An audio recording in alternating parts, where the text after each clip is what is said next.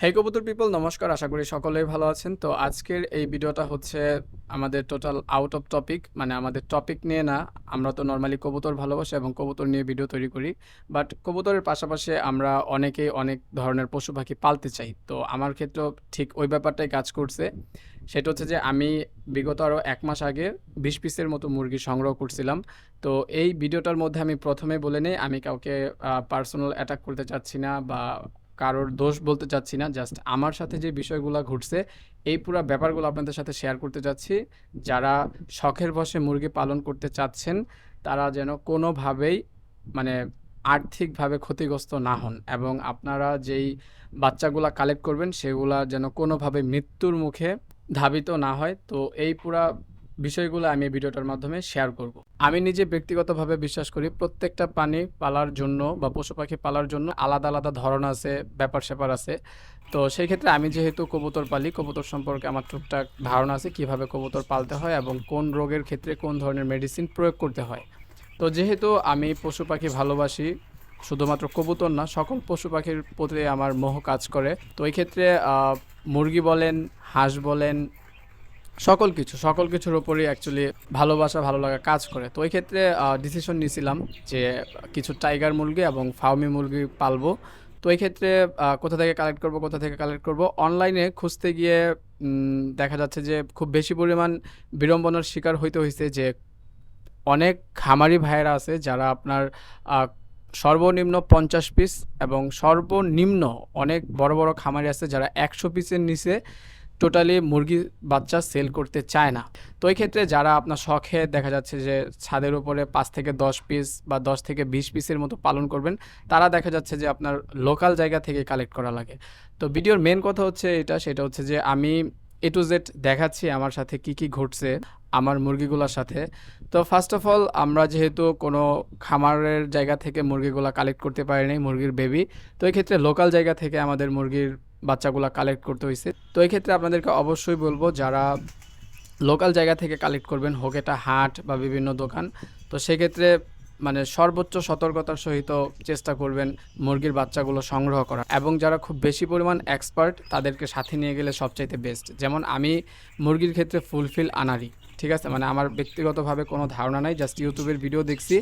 সেই ক্ষেত্রে মোটামুটি একটা ধারণা আমি মানে ক্রয় করতে চলে গেছিলাম, এবং আমার সাথে যেই ব্যাপারগুলো ঘটছে সেটা সত্যি অনেক দুঃখজনক ব্যাপার। শুধুমাত্র নিজের জন্য না, মুরগির যেই বাচ্চাগুলো আমি কিনে আনছি সেগুলোর জন্য আমার প্রচণ্ড পরিমাণ খারাপ লাগছে।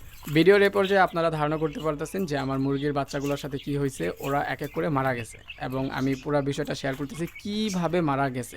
প্রথম যেদিন আমি মুরগির বাচ্চাগুলো আনছি, আনার সাথে সাথে আমি যে কাজটা করছি, ইলেকট্রোমিন মানে ভেটেনারি যে স্যালাইনটা আছে সেটা বাচ্চাগুলোরা খেতে দিছি।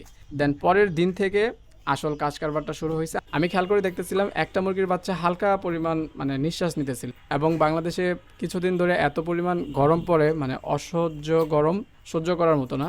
তো আমি ভাবছিলাম হয়তো বা গরমের কারণে মুরগির বাচ্চাগুলা এরকম মানে হালকা হালকা শ্বাস নিতেছে। তো আমি ওরকমভাবে ভিডিও ক্যাপচার করতে পারি নাই, মানে আমার ধারণার বাইরে ছিল না যে এটাই অ্যাকচুয়ালি রোগ, প্রাথমিক রোগ। পরবর্তীতে আমি তো অল টাইম খাঁচার ভিতরে জলের পাত্র দিয়ে রাখতাম। দেন এইভাবে করতে করতে দেখতাম একটার পর দুইটা, দুইটার পর তিনটা, মানে টুকটাক এরকম করতেছিল। ওকে, তো আমি ইউটিউবে সার্চে দিই যে মুরগির বাচ্চা কেন হাঁ করে শ্বাস নেয়। দেন পরবর্তীতে সার্চে দেওয়ার পরবর্তীতে বুঝতে পারি যে ওদের মানে ঠান্ডা লাগতেছে। তো অনেকেই আমরা জানি যে অতিরিক্ত গরমের কারণেও পশু পাখির ঠান্ডা লেগে যায়, এবং ঠান্ডার সিজনে তো এটা বলার অপেক্ষা রাখে না। এবং অতিরিক্ত গরমের কারণে দেখা যাচ্ছে যে পশু পাখি অসুস্থ হয়ে যায়।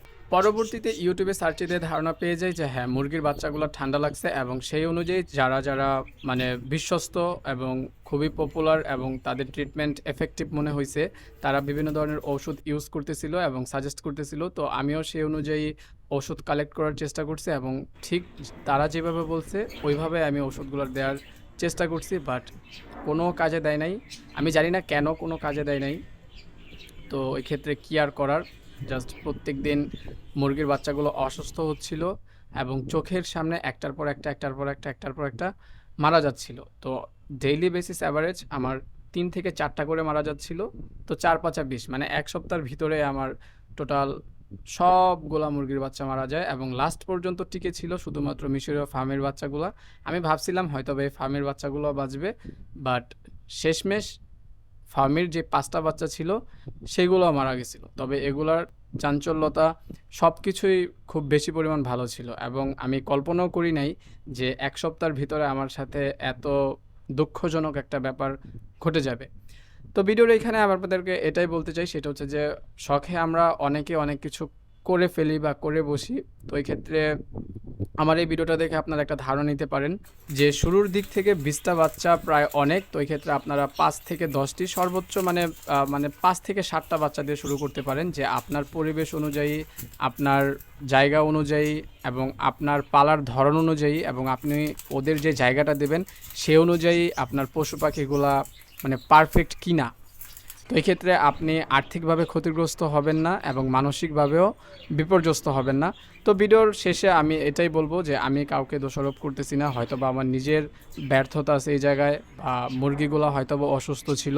পরবর্তীতে এই মুরগির বাচ্চাগুলোরে যেহেতু আপনার বিভিন্ন সময়সীমা অনুযায়ী ভ্যাকসিন করায় 1 থেকে 7 দিন, 1 থেকে 30 দিন, 1 থেকে 60 দিন, 3 মাস পরে, 4 মাস পরে। তো এই ব্যাপারগুলো আমি দেখছিলাম এবং আমার ইচ্ছা ছিল যে আমি এইভাবে কন্টিনিউ ভ্যাকসিনগুলো করব।